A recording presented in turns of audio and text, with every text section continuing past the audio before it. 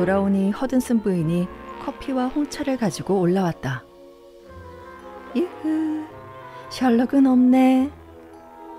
사건 조사하러 나갔어요. 그래, 셜록이 없으니 집이 조금 조용하네. 하워드 씨가 부인의 집에 도착하고 함께할 수 있는 시간은 8분. 누군가를 살해하기 모자란 시간은 아니죠.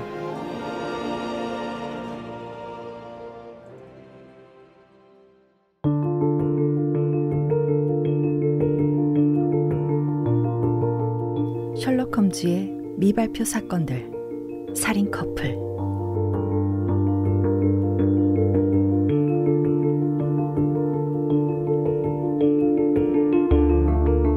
후덥지근한 여름날, 홈즈와 왓슨 박사는 실종된 재력가를 찾아달라는 사건을 의뢰받습니다.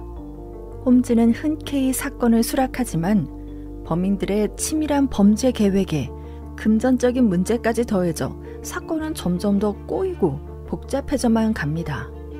물론 우리의 홈즈가 사건을 해결하겠지만 범인을 체포하는 흥미로운 과정을 즐겁게 즐기시길 바라며 이 책 들어봤니의 창작 추리소설 셜록 홈즈의 미발표 사건들 세 번째 이야기 살인 커플 들려줄게요.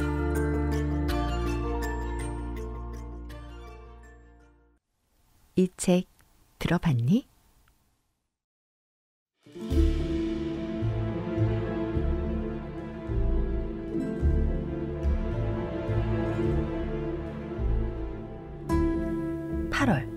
비 내리는 어느 후덥지근한 날이었다. 런던은 튀르키예식 사우나와도 같았고 나는 당장이라도 브라이튼 해변으로 달려가고 싶었다. 하지만 은행 계좌 잔고가 바닥이라 휴가는 꿈도 꿀 수 없었다.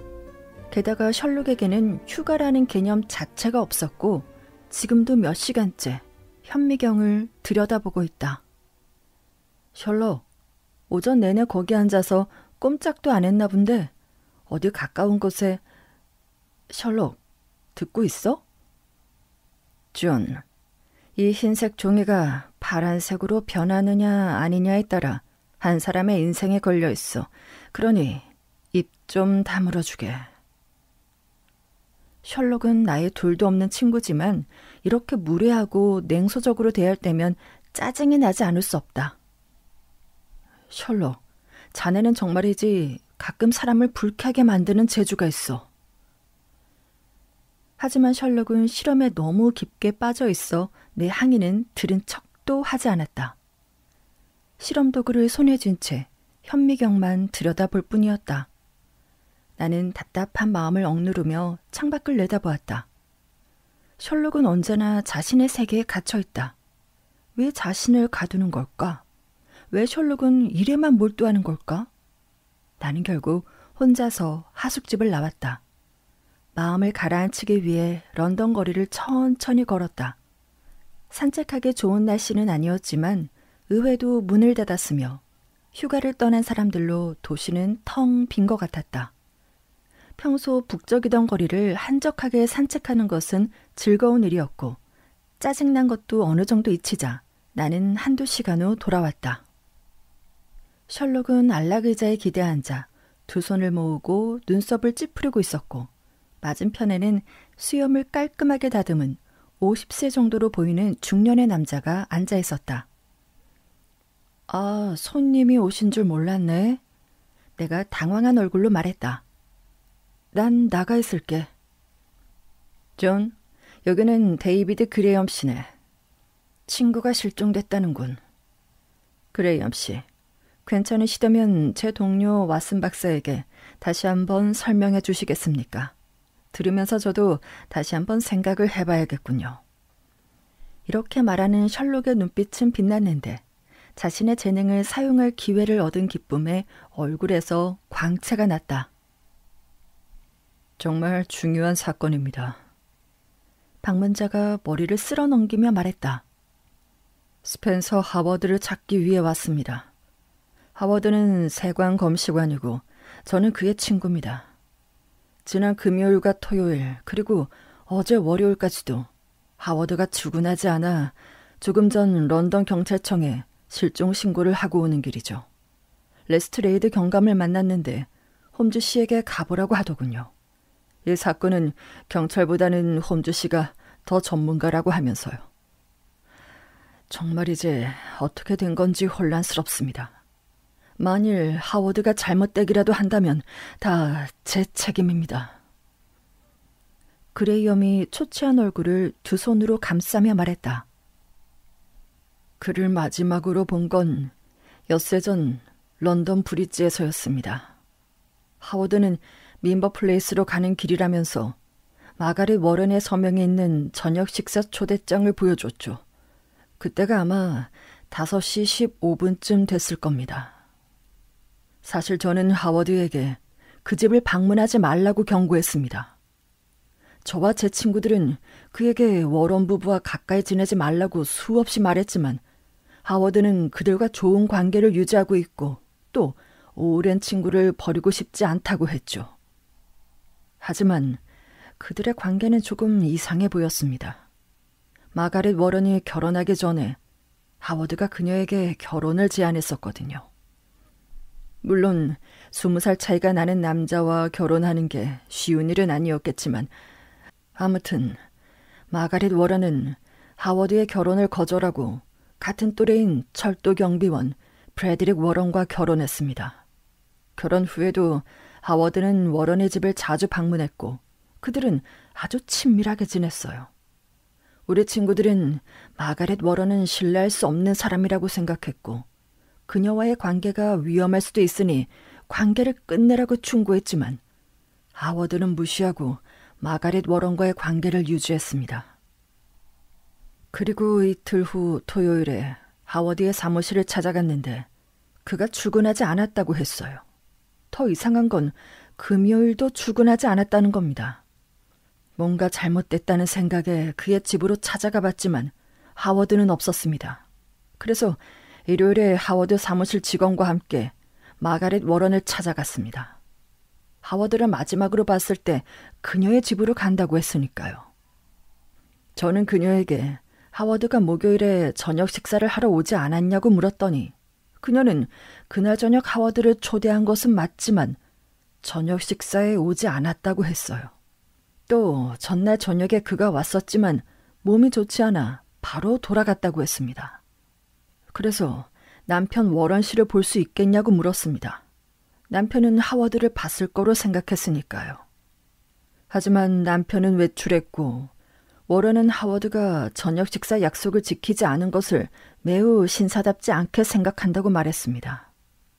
그런데 저는 그녀와 얘기하는 동안 그녀가 무척 긴장한 것처럼 보였어요. 그리고 나서 한두 시간 후에 다시 찾아갔는데 워런 씨는 아직 돌아오지 않았다고 하더군요. 그래서 저녁 6시쯤에는 그를 볼 수 있는지 물었는데 그녀는 그들이 차를 마시는 모임에 초대를 받았다고 했어요. 그리고 혹시나 해서 월요일 아침 하워드가 출근할 수도 있으니 기다렸지만 그가 오지 않아서 경찰에 신고한 겁니다. 셜록 홈즈 씨, 당신의 명성은 익히 들어 잘 알고 있어요.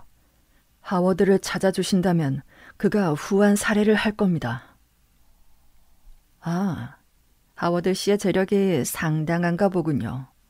셜록이 손을 비비며 말했다. 물론이죠. 그는 상당한 재산을 보유하고 있어요. 특히 철도 주식을 대량으로 보유하고 있죠. 그는 금융시장에 대한 이해와 통찰력이 상당합니다. 하워드 씨의 실종에 대해서 뭔가 짐작이 되는 것이 있습니까? 글쎄요. 좋습니다. 셜록이 눈을 반짝이며 말했다. 오늘은 사건을 조사하기 좋은 날이니 기꺼이 사건을 맡겠습니다. 홈즈 씨가 그렇게 말씀하실 줄 알았습니다.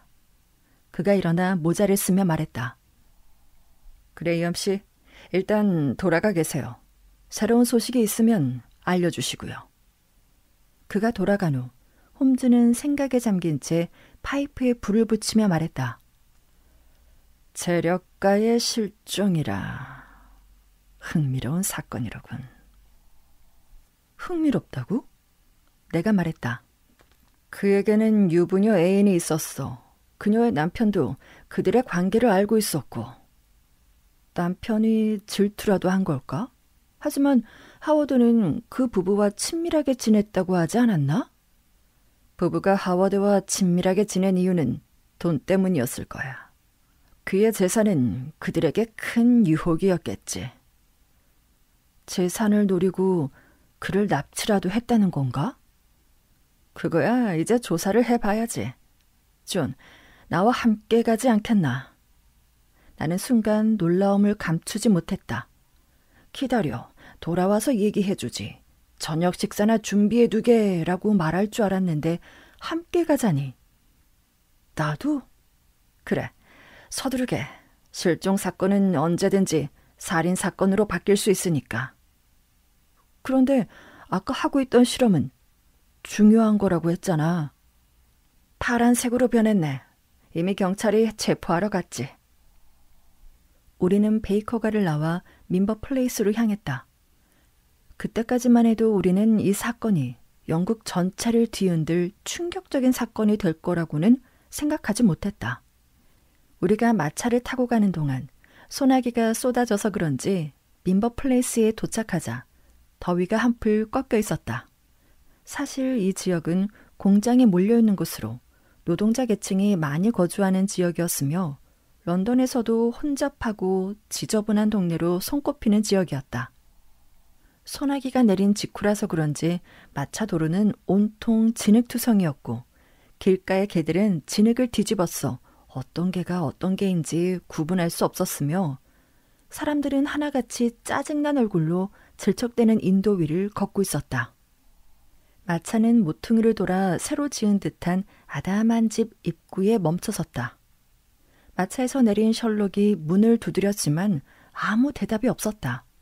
커튼으로 가려진 창가로 다가가 살펴봤지만 새어나오는 불빛도 없었고 인기척도 느껴지지 않았다. 옆집 담을 넘을까? 나는 도움이 되고 싶어 물었다. 그때 찰크닥 소리와 함께 셜록이 말했다. 그럴 필요까지는 없네. 걸쇠는 잠겨있지 않았으니까. 우리는 조심스럽게 집 안으로 들어갔다. 아직 해가 저물지 않아 불을 켜지 않아도 내부를 둘러볼 수 있었다. 2층에는 응접실과 침실이 있는 구조였다. 그런데 집 안은 비어 있었다.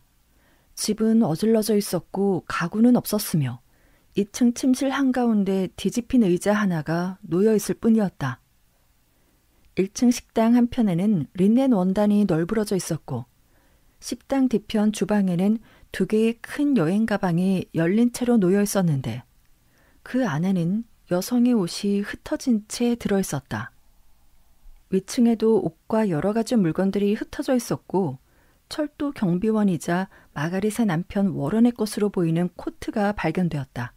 하지만 하워드의 것으로 보이는 물건은 아무것도 찾지 못했다. 셜록은 2층 창문과 덧문을 주의 깊게 살펴보고 땅바닥에 희미하게 남아있을 발자국도 살펴보았다. 그러더니 1층으로 내려와 식당 바닥에 납작 엎드려 날렵하게 기어다니며 돌바닥 틈을 꼼꼼히 살펴보았다. 마침내 홈즈가 말했다. 존, 여기를 보게. 이 돌을 감싸고 있는 이음새 부분의 흙이 주변에 있는 다른 흙보다 축축하군. 새로 깐 지 얼마 되지 않았다는 증거야. 이 바닥을 봐야 할 것 같은데. 홈즈는 바닥에 무릎을 꿇고 앉아 랜턴과 돋보기로 돌과 돌 사이의 균열을 살펴보기 시작했다. 그리고는 몇 초 만에 벌떡 일어나서는 돋보기를 주머니에 넣었다. 이곳이 범행 현장인 게 확실해. 경찰을 불러야겠군. 돌을 파내야 하는데 우리에겐 도구가 없으니까. 잠시 후 그렉슨 경감이 2명의 경찰과 함께 도착했다. 홈즈 씨, 단서라도 찾았나요? 경감이 말했다. 글쎄요. 일단 돌을 드러내 봐야 할 것 같습니다. 2명의 경찰이 흙을 파고 바닥에 돌을 드러내는 동안 홈즈는 그 옆에 서서 지켜보았다. 길이 1.5m, 너비 60cm 정도의 크기의 바닥을 30cm가량 파내자 두 손바닥만한 린넨 조각이 발견되었다. 홈즈가 그 조각을 코에 대고 냄새를 맡았다. 아, 죽음의 냄새로군. 계속해서 파헤치자 이번에도 하얀 조각이 발견되었는데 처음엔 린넨 조각이라고 생각했지만 그렉슨 경감이 그것을 흔들어 보니 인간의 발가락이었다. 찾았습니다. 경감이 외쳤다. 우리가 축축한 흙을 계속 파내자 남자의 허리가 발견되었고 잠시 후 시신 전체가 발굴되었다. 시신은 나체 상태였으며 일부분 부패가 진행되어 있었는데 맨눈으로 봐서는 신원을 확인할 수 없었다. 시신은 머리를 아래로 향한 채 누워 있었고 다리는 뒤로 당겨져 두꺼운 줄로 허벅지에 묶여 있었다. 그리고 시신 주위에는 흰색 가루가 뿌려져 있었다. 웅크린 채 묶여있는 시신을 드러내 바닥에 옮겨놓으니 키 180cm의 건장한 체격의 남자였다. 밝은 피부의 얼굴은 기괴할 정도로 일그러져 있었으며 밝은 머리카락 주변에는 소름 끼치도록 선명한 선홍색 핏물이 말라붙어 있었다. 존, 어떻게 생각하나? 홈즈가 물었다. 곧 검시관이 올 겁니다, 홈즈 씨. 경감이 말했다. 왓슨 박사, 시신의 상태가 어떤가? 홈즈가 경감의 말을 무시한 채 물었다. 오른쪽 눈 위에 총알이 박혀 있는데? 내가 시신을 살펴보며 말했다. 사입구가 상당히 크네. 총상 말고도 머리 오른쪽이 함몰됐는데 아마도 상처로 봐서는 무딘 도구로 내리친 것 같아. 두 손가락에 들어갈 정도로 큰 골절이 있네. 내가 함몰된 머리뼈에 손가락을 넣으며 말했다. 시신은 언제 땅에 묻혔을까요? 경감이 물었다. 상처를 봐서는 일주일이 안 된 것 같은데 부패 상태로 봐서는 최소 일주일 이상 묻혀 있었던 것 같네요. 내가 말했다. 그때 홈즈가 시신 옆에 무릎을 꿇고 앉더니 주머니에서 돋보기를 꺼내 시신을 살펴보았다. 머리 부분을 제외하면 다른 상처의 흔적은 없고 방어 흔도 없어. 그리고 이 하얀 가루는 뭐죠? 짐작 가는 부분이 있긴 하지만 샘플을 가져가서 실험을 해봐야겠습니다. 일단 이 시신이 누구인지 확인되지 않았지만 워런의 집에서 발견이 됐으니 부부를 찾아야 합니다. 하지만 집이 빈 것으로 보아 머린 부분은 이미 도주했겠군요. 그렉슨 경감. 다행히도 어제 그레이엄 씨가 이 집을 방문했을 때 워런 부인을 만났다고 하니 멀리 도망가지는 못했을 겁니다. 내 직감으로는 가까운 역부터 추적하면 좋을 것 같군요. 그렉슨 경감은 2명의 경찰에게 런던 경찰서로 돌아가 워런 부부의 행적을 추적하라고 지시했고 검시관이 도착할 때까지 현장에 우리와 함께 남아 있었다. 여기입니다. 경감이 검시관을 시신이 발견된 현장으로 안내했다. 셜록 홈즈 씨와 그의 동료 왓슨 박사를 소개해드리죠. 이렇게 만나게 돼서 반갑습니다, 홈즈 씨. 의사가 말했다. 그는 조용하고 사무적인 느낌이었는데 간단한 인사말을 남기고 곧바로 시신을 살펴보았다. 얼굴이 손상돼서 시신을 식별하기 어렵네요. 검시관이 시신을 구석구석 만져보며 말했다. 그러고는 부페에서 떨어져 나간 볼 안으로 손을 집어넣어 의치를 꺼냈다. 신분을 확인할 수 있는 건 이 의치뿐인 것 같습니다. 검시관이 말했다. 그럼 그렉슨 경감, 사건 현장은 그대로 보존하고 각자 자신의 방식대로 수사한 후 오늘 저녁에 베이커가에서 만납시다. 홈즈가 서둘러 현관문을 나서며 말했다. 민버플레이스를 나와 우리는 곧장 하워드의 집으로 향했다. 하워드는 민버플레이스와 다소 거리가 있는 그린우드가에 거주했다. 그 지역은 중산층과 상류층에 사는 고급 맨션 블록이 있는 거리였다. 건물 관리인으로 보이는 60대 노부인이 약간 신경질적인 눈빛으로 문을 열어줬는데 인상과는 달리 친절하고 상냥한 분이었다. 집 안에는 공동 계단이 있었고 2층으로 올라가며 보이는 하워드가 며칠 동안 들어오지 않았다고 했다. 스펜서 하워드는 독신 남자였지만 그의 생활은 매우 안정적이고 여유로웠던 것 같다. 그는 고급스러운 가구가 갖춰진 2개의 방을 사용하고 있었는데 응접실로 사용하는 방 한가운데는 작은 정사각형의 카펫이 깔려 있었고 벽난로 위에는 그의 고급스러운 취향을 드러내는 그림들이 걸려 있었다. 창가에 놓인 책상 위에는 상아로 만든 상자가 있었는데 홈즈가 열어보더니 고개를 저었다. 보통 이런 상자에는 뭔가 개인적인 거래와 관련이 있는 서류나 증권 서류를 넣어두지 않나. 홈즈가 어깨를 으쓱하며 말했다. 뭐가 들어있는데? 내가 물었다. 아무것도 없어. 그럴 리가요. 상자가 열려 있었나요? 우리 뒤에 서 있던 부인이 말했다. 하워드 씨는 방 열쇠는 물론이고 상자 열쇠며 차통의 열쇠도 다른 열쇠들과 함께 묶어서 항상 몸에 지니고 다녔어요.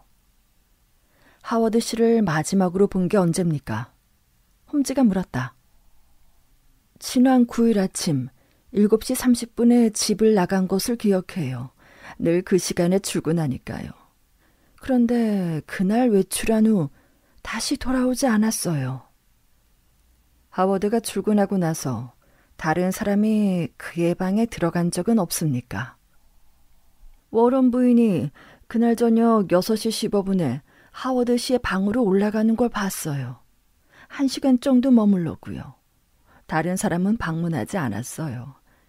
하워드의 집에는 2개의 문이 있는데 하나는 1층 제가 운영하는 카페로 통하는 문이고 다른 하나는 그의 응접실로 통하는 문이죠.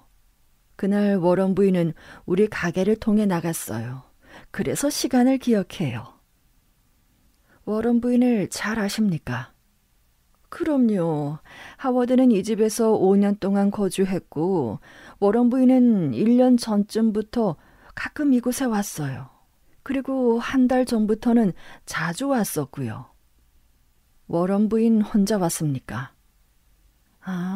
보통 그녀 혼자 왔지만 한두 번은 그의 남편과 함께 왔어요. 그들은 좋은 관계인 것처럼 보였는데 우리 카페에서 종종 함께 차를 마시고 하워드의 숙소로 올라가기도 했으니까요. 아니요. 제가 아는 한 워런 부인은 하워드의 집에서 잔 적이 없어요. 아니요. 다음 날 같은 시간에 워런 부인이 다시 왔었어요. 이번에도 카페로 통하는 문으로 내려왔는데 카페를 나가기 전에 방크라운을 바꾸고 초콜릿을 샀죠. 그런데 저는 그녀의 모습이 뭔가 이상하다고 생각했어요. 그녀가 왼손으로 제게 돈을 건네줬는데 엄청 떨고 있었거든요. 밖으로 나온 홈즈는 햇빛을 가리기 위해 모자를 코까지 푹 눌러쓴 채 걷기 시작했다. 어디로 가는 거야? 내가 물었다. 다시 민버 플레이스로 가야겠어. 그럼 마차를 타야지. 걸어가려고? 셜록은 아무 말 없이 걷기만 했다. 신비로운 척 모자 눌러쓰고 무게 잡지 말라고. 안 그랬어. 그랬거든.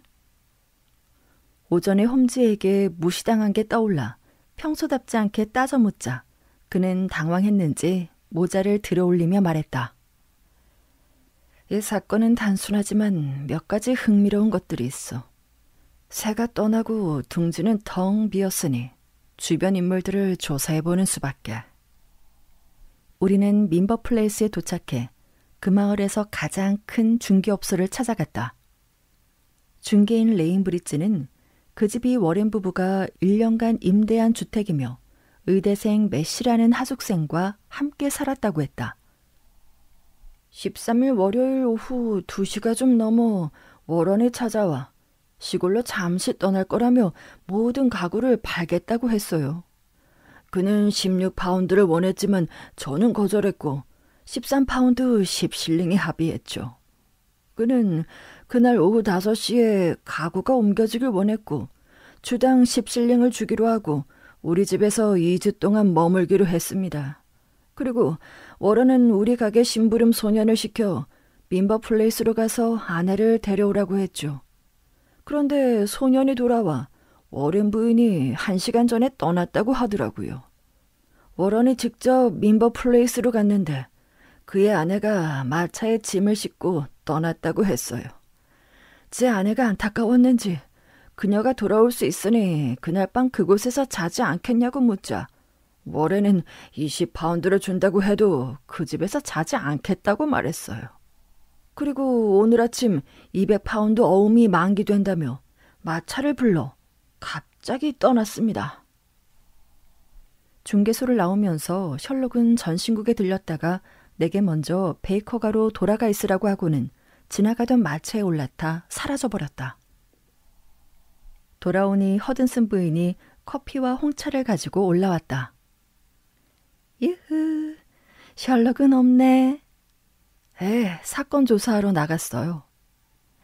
그래, 셜록이 없으니 집이 조금 조용하네.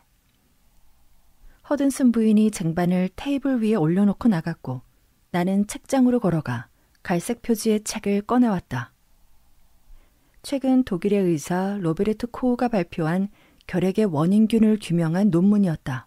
하지만 몇 페이지 넘기기도 전에 졸음을 이기지 못하고 꾸벅꾸벅 졸았다. 그날은 몹시 피곤한 하루였으니까. 셜록은 8시가 넘어 들어왔다. 워런 부부의 집에서 하숙했던 의대생을 만나고 왔네. 그가 아주 흥미로운 얘기를 해주더군. 셜록은 들어오자마자 모자와 코트를 벗어 책상 위에 아무렇게나 던져둔 채 안락 의자에 기대 앉아 파이프에 불을 붙이며 말했다. 자, 존, 이제부터 정리를 해보자고. 시신 주위에 뿌려져 있던 흰색 가루 기억나나? 물론이지. 그건 석회가루였어.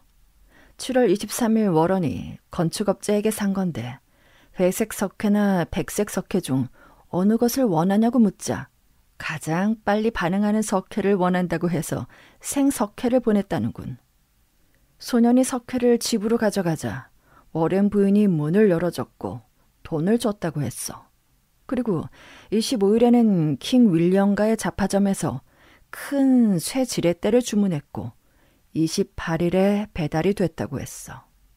그런데 흥미로운 건 배달하는 사람이 포장하지 않고 손에 들고 가다가 런던 브릿지쯤에서 워런을 만났는데 쇠 지렛대가 포장되지 않은 것에 불만을 표하면서 그를 문구점으로 데려가 종이를 사서 쇠 지렛대를 포장해 집으로 가져가라고 했다는 거야. 그 막대기는 워렌 부인이 집에서 받아 돈을 지급했는데 추가로 튼튼한 삽도 가져다 달라고 했다는군. 여기서 끝이 아니야. 더 흥미로운 이야기가 있네. 중개인이 얘기했던 의대생 메시를 만났네. 그는 워런 부부와 14주 동안 함께 살았어. 하인을 두지는 않았지만 가끔 청소부를 고용했다고 하더군. 그는 지난 7월 28일에 그 집을 떠났는데 부부가 떠나길 원한다는 느낌을 받았다고 하더라고. 그런데 한 번은 워런이 클로로포름이나 아편팅크로 마취하거나 취기를 유발해서 사람을 서류에 서명하게 할 수 있는지 물었다는 거야. 그리고 머리 어느 부분을 가격해야 가장 치명적일지도 물었다네. 그래서 귀 뒤쪽을 치는 것이 가장 치명적일 거라고 말해줬다는군. 또 공기총을 쏴본 적이 있냐고 물었지만 자신은 한 번도 쏴본 적이 없다고 했네. 홈즈는 두 손가락을 끝에 마주대고 무릎 위에 팔꿈치를 얹은 채 나를 쳐다보며 말했다. 존, 어떻게 생각하나? 증인들의 진술과 시신 상태가 일치하는 것 같아. 시신의 함몰된 부위는 의대생이 말해준 치명적인 귀 뒤쪽이고 아마도 그건 주문 제작한 쇠 지렛대로 내리쳤겠지? 석회가루는 시신을 빨리 부패하기 위한 것이었을 테고 삽은 흙으로 묻는 데 필요했을 거야. 제법이군. 그동안 자네를 따라다닌 세월이 얼만데 이 정도 추리는 해야 하지 않나? 범인은 남편이야. 내가 어깨를 으쓱하며 말했다.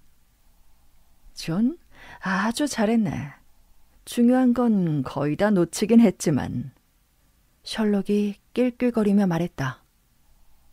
남편이 범인이 아니란 말이야? 존, 총알이 왜 관통하지 않고 박혀 있었다고 생각하나? 그건... 그때 누군가 계단을 올라오는 소리가 들리더니 그렉슨 경감이 들어왔다. 그의 얼굴은 상기되어 있었지만 태도는 사무적이었다. 어서 오십시오. 수사에 진전은 있었습니까? 홈즈가 말했다. 홈즈 씨의 정보를 받고 런던의 주식 중개인을 만났는데 브래드렉 워런이 스펜서 하워드 이름으로 동부 카운티 철도 주식 20주를 110파운드에 팔았다고 합니다. 워런은 100파운드 지폐를 받았고 은행에서 금화 50개와 5개의 10파운드 지폐로 교환해 갔다고 하네요. 확실한 증거네요. 나도 모르게 튀어나온 말이었다. 확실하군요. 홈즈도 따라 말했다. 하지만 그의 말투가 뭔가 이상하다는 느낌에 뒤돌아보니 홈즈의 표정에 변화가 있었다. 그럴 줄 알았습니다. 하워드의 친구들은 그가 주식을 꽤 보유하고 있었다고 했는데 그의 집에서는 아무것도 발견되지 않았으니까요. 그리고 월요일 오후 3시경 부인을 패딩턴역까지 실어다 준 마부를 찾았습니다. 그녀는 큰 상자 2개와 작은 가방을 가지고 있었는데 가는 길에 문구점에 들러 몇 장의 카드를 사고 그 위에 파리로 가는 승객 스미스 부인 요청이 있을 때까지 보관 바람이라고 적었다고 해요. 그러고는 역에 도착하자 그녀는 그 카드를 2개의 상자에 앞정으로 꽂아 보관소에 맡겼다고 합니다. 그런 다음 마부에게 다시 유스턴역으로 가라고 했답니다. 보관소는 확인해 보셨습니까?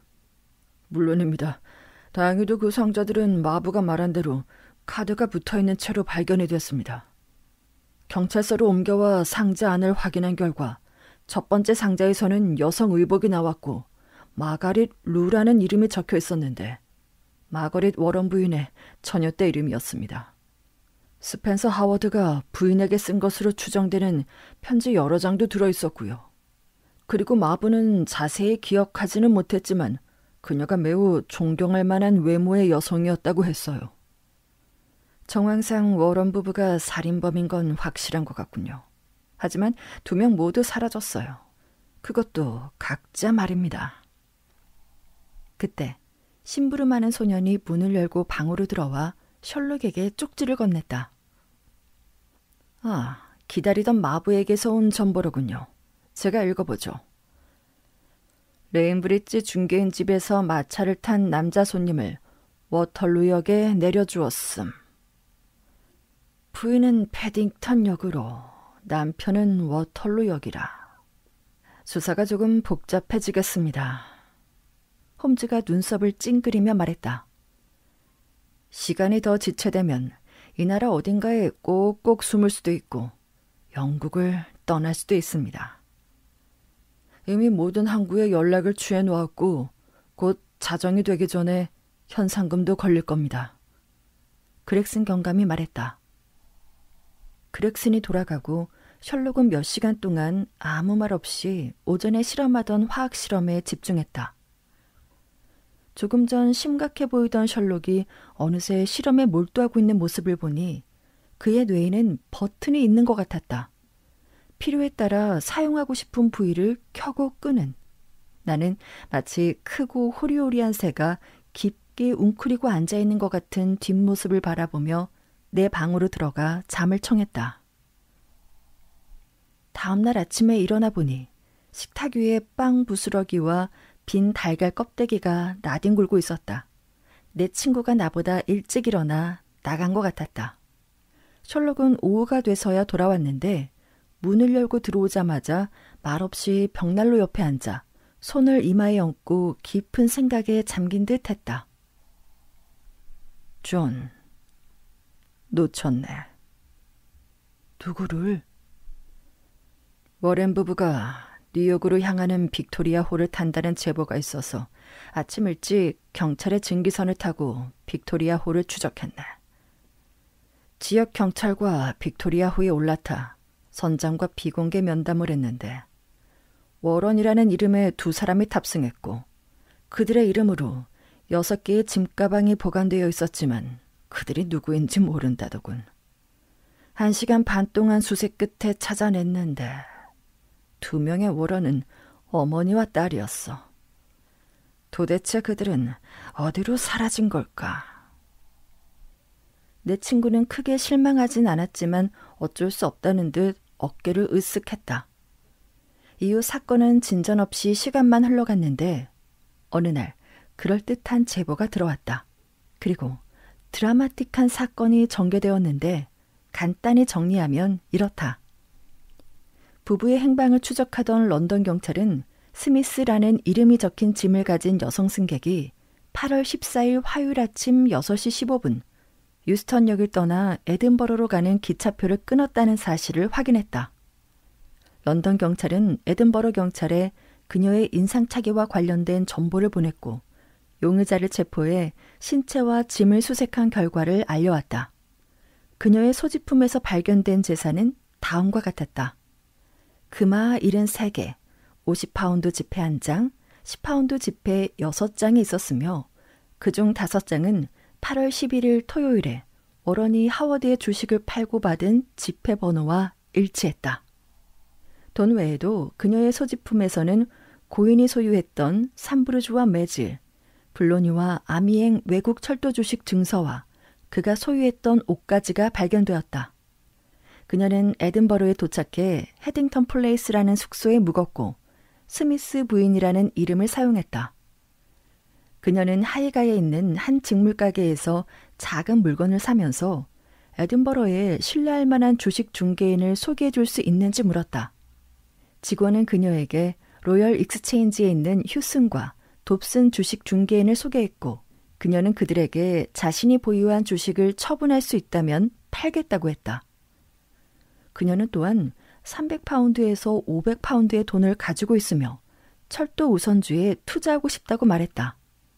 휴슨과 돕슨은 관련된 정보를 제공했으며 동시에 그녀에게 많은 돈을 가지고 여행하는 것은 안전하지 않으니 은행에 예치하는 것이 좋다고 친절하게 조언했다. 그러자 그녀는 가슴을 가리키며 여기에 두면 안전해요 라고 대답했다. 그녀는 매우 활기차고 기분 좋아 보였는데 중개소를 나가기 전 주식 증서와 함께 자기 주소를 남겼다. 다음 날 아침 휴슨과 돕슨은 런던에서 몇몇 외국 철도 주식이 도난당했으니 이에 대한 거래를 주의하라는 내용의 편지를 받았다. 그들은 그녀에게서 받은 철도 주식 증서를 살펴보았고 6460번에서 6469번까지의 번호가 하워드의 주식 번호와 같다는 걸 확인했다. 즉시 그들은 스미스 부인이 이 범죄와 관련이 있을 거라 확신하게 되었다.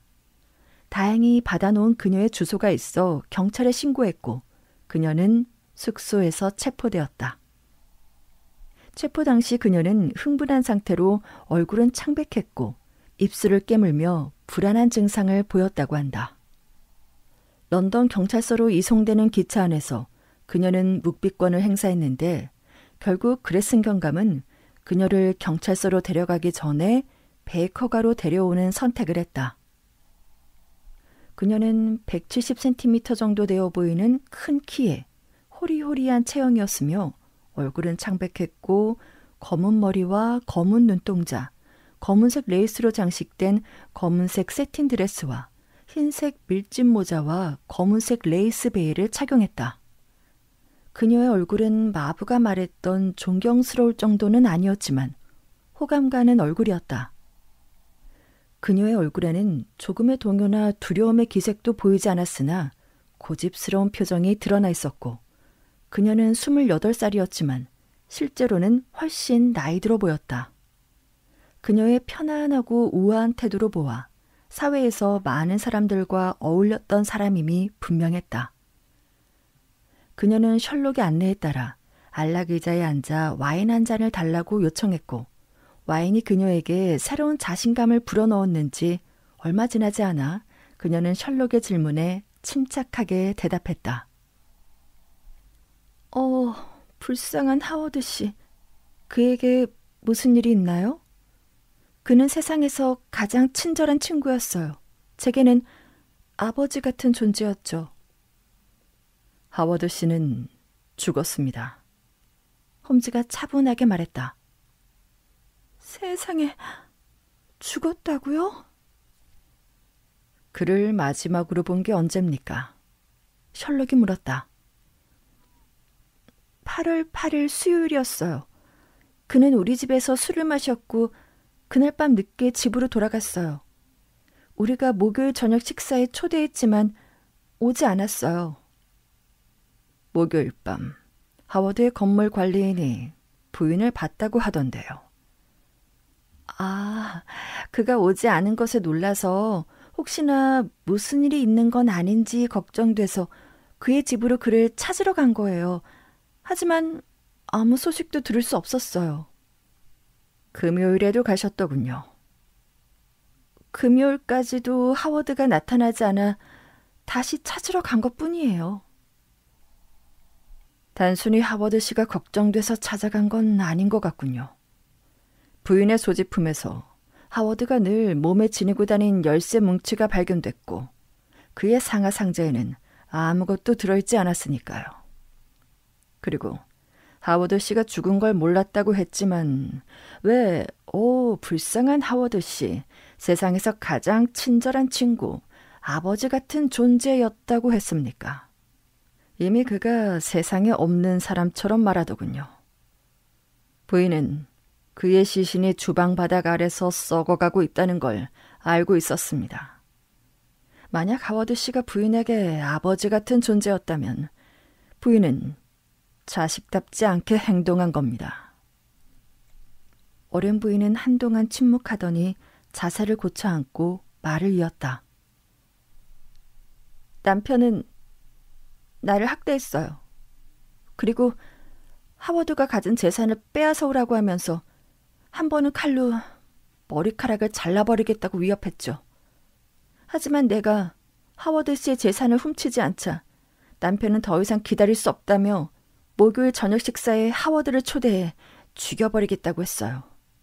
그리고 잘 아시겠지만 난 남편이 하워드 씨를 살해할 때 집에 없었어요. 그 시간에 하워드의 집으로 가고 있었으니까요. 부인이 창백해진 얼굴로 손을 떨며 말했다. 하워드 씨가 마지막으로 목격된 8월 9일 목요일 오후 5시 15분.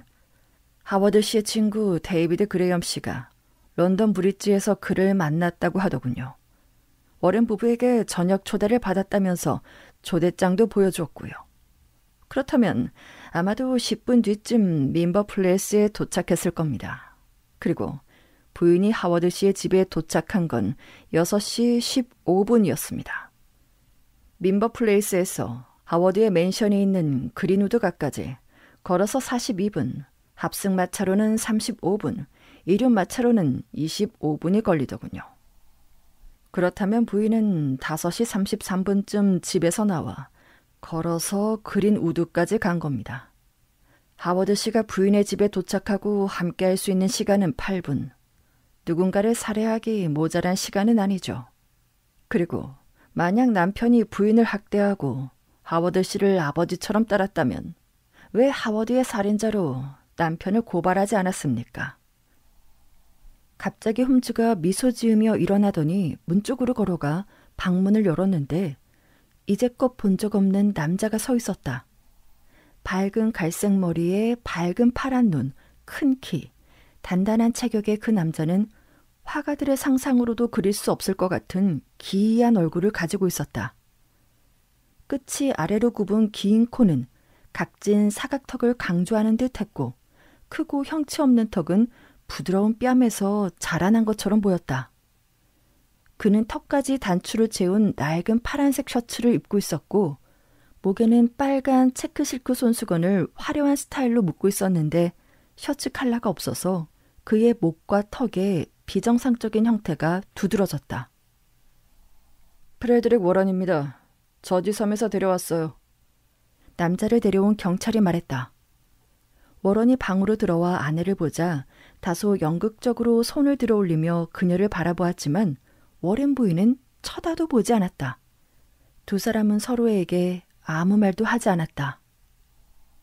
저지섬에서 런던까지 오다니 꽤 피곤했겠군요. 자, 여기 있는 모두가 오랜 시간 당신들 꽁무니를 쫓느라 피곤했으니 사실만 간단히 얘기하면 바로 쉴 수 있는 경찰서로 모실 겁니다. 홈즈가 말했다. 남자는 불안한 표정으로 아내 맞은편 의자에 앉았다. 브래드릭 하워드를 죽였습니까, 워런 씨? 홈즈가 물었다. 제가요? 설마요. 아내가 제가 죽였다고 했나요? 워런이 흥분해서 말했다. 8월 9일 목요일 5시 반쯤 하워드가 우리 집에 왔어요. 아내는 그가 오자마자 저녁 식사 전에 손을 씻으러 내려가자고 했지만 하워드는 오늘 밤은 괜찮아요 라고 대답했어요. 하지만 아내는 계속 재촉했어요. 그를 아래층으로 유인하기 위한 단순한 속임수였죠. 물론 그때는 그렇게 생각하지 않았어요. 아내가 저녁 식사 자리에서 살인을 저지를 것이라고는 전혀 생각하지 못했으니까요. 결국 하워드는 아래층 부엌으로 내려갔고 아내가 그를 따라갔어요. 그때 저는 위층 침실에서 옷을 갈아입고 있었습니다. 몇 분 후 아내가 올라오더니 내가 해냈어. 그는 죽었어. 라고 외쳤어요. 저는 겁에 질려 당신은 죽은 목숨이야. 살인죄로 교수형에 처할 거야. 라고 말했습니다. 아내는 제게 화를 내며 넌 겁쟁이야. 라고 말하면서 제게 권총을 겨누고 당신도 내려가지 않으면 똑같이 해줄 거야. 라고 위협했어요. 워런은 흥분해서 말했고 부인은 그런 남편을 경멸하듯 쳐다보았다. 나와 그레슨 경감은 방 한구석에 서서 지켜볼 뿐이었다. 솔로몬의 지혜가 필요한 순간이었다. 자, 제가 그날의 상황을 얘기해 볼 테니 사실과 다른 부분이 있으면 얘기하십시오. 단 제 얘기가 끝난 다음에 하세요. 홈즈가 두 손을 비비며 단호하게 말했다. 5시 30분경 하워드가 워런 부부의 집으로 돌아왔고 부인은 그가 오자마자 손을 씻어야 한다며 아래층으로 데려갔습니다. 그리고 하워드를 따라 계단을 내려가면서 누군가가 그의 뒤통수에 총을 쐈어요. 사입구가 상당히 큰 거로 봐서는 가까운 곳에서 쏜 게 분명하죠. 하지만 총알은 하워드의 머리를 관통하지 못하고 오른쪽 눈 위에 박혔는데 이런 경우 여러 가지 이유가 있습니다. 총알은 크기나 형태, 재질에 따라 관통력은 달라지는데 예를 들어 둥근 머리의 총알이나 저속도로 발사된 총알은 근접해서 쐈더라도 관통하지 않고 목표물에 박힐 가능성이 있죠. 또 발사 각도가 비스듬해도 마찬가지입니다. 그러니 총알에 문제가 있었거나 잘못 장전이 됐거나 총을 다루는 것이 익숙하지 않은 사람이 쐈을 수도 있습니다. 그리고 하워드 씨의 머리는 총상 말고도 크게 함몰되어 있었는데 아마도 종상이 치명적이지 않다고 생각했는지 치명적인 귀 뒤쪽 부분을 엄청난 힘으로 내리쳤습니다. 그의 머리뼈가 16조각이 날 만큼의 힘이었죠. 두 분이 싸우지 않게 좀 더 친절하게 역할을 나눠서 설명드리죠. 총알이 뒤통수 위에서 아래 사선으로 비스듬히 박혔으니 하워드 씨보다 키가 크거나 높은 곳에서 쐈다는 증거가 됩니다.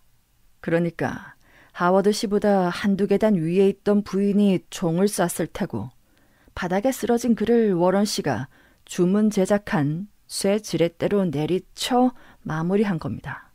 그런 다음 부인은 즉시 하워드가 몸에 지니고 있던 열쇠 뭉치를 꺼냈어요. 생각보다 오래 걸리는 작업은 아니었죠? 현장 검증을 해보면 8분이란 시간이 부족하지 않을 겁니다. 그리고 부인이 하워드의 집까지 걸어가 주식 증서를 가지고 오는 동안 워런 씨는 미리 받은 주방 바닥에 그를 묶어 쑤셔 넣은 후 시신이 썩는 악취를 제거하고 빠른 부패를 돕기 위해 석회를 뿌렸습니다. 실제로 그의 얼굴은 알아보기 힘들 만큼 부패했지만 다행히 검시관이 의치를 확보해 신원을 확인할 수 있었죠. 그리고 한 가지 더. 하워드 씨는 무방비 상태에서 죽임을 당했습니다. 그에게는 방어한 흔적이나 몸싸움의 흔적이 없었으니까요. 홈즈가 갑자기 말을 멈추고 책상으로 가더니 서랍에서 작은 상자를 꺼내 테이블 위에 올려놓았다. 자, 전당포에서 가져온 겁니다. 홈즈가 상자를 열자 권총 2자루가 들어있었다. 워런 씨가 8월 14일에 맡긴 권총 1쌍입니다. 이 중 하나는 딱 한 번 사용이 됐고 다른 하나는 한 번도 장전되지 않은 총이죠. 시신에서 발견된 총알과 이 총에서 발견된 총알을 비교해보니 같은 총에서 발사된 것이 확인됐습니다. 홈즈가 말을 마친 뒤 승리감에 반짝이는 눈빛으로 워렌 부부를 쳐다보았다. 사실과 다른 부분이 있습니까?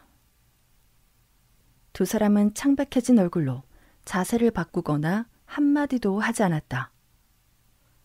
할 말이 없다면 이만 재판이 시작되기 전까지 두 분을 안전한 경찰서로 데려가십시오, 그렉슨 경감. 홈즈가 이렇게 말하고 창문가로 다가가 손짓을 해보이자 여러 명의 경찰이 2층으로 올라왔다. 부인은 여전히 동요하지 않았고 경찰이 수갑을 채우기 시작하자 워렌은 이렇게 말했다.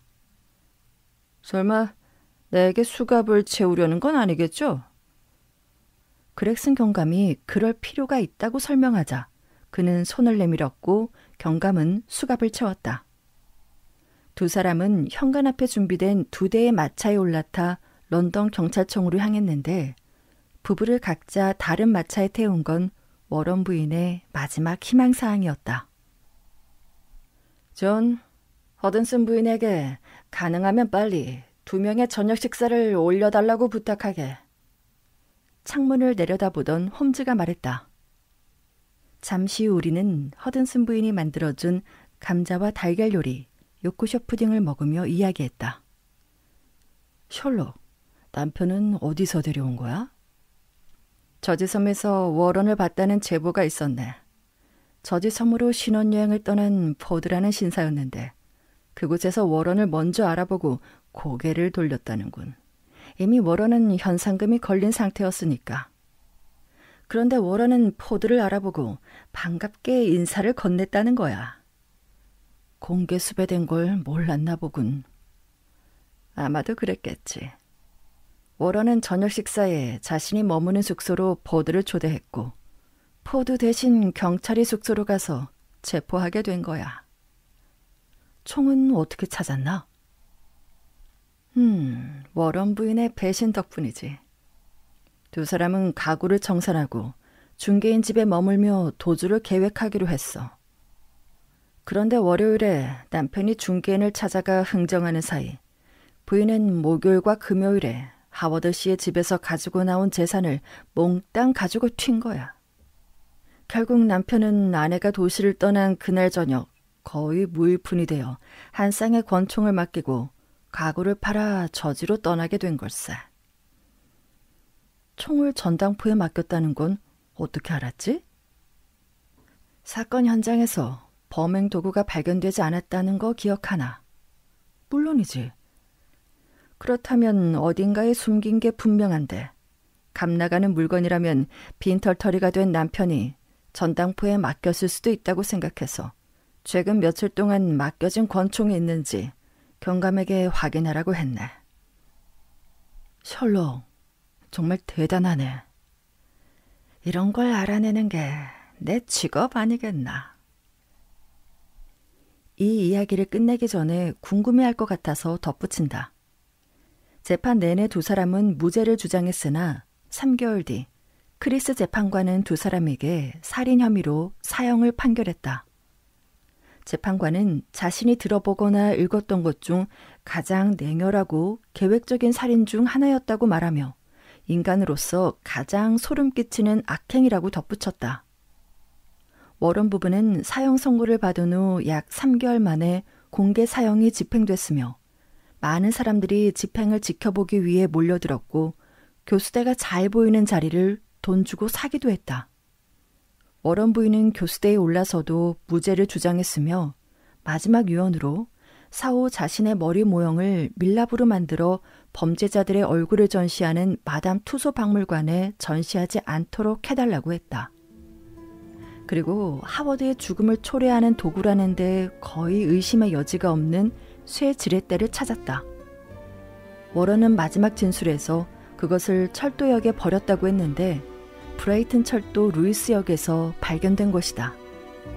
마가릿 스위스 부인이라는 주소가 적힌 다른 물건들과 함께 오랫동안 철도역에 보관되어 있었는데 신중하게 포장되어 있던 갈색 종이를 열어보니 사람의 머리카락과 혈흔이 분명해 보이는 쇠 지렛대가 들어있었다.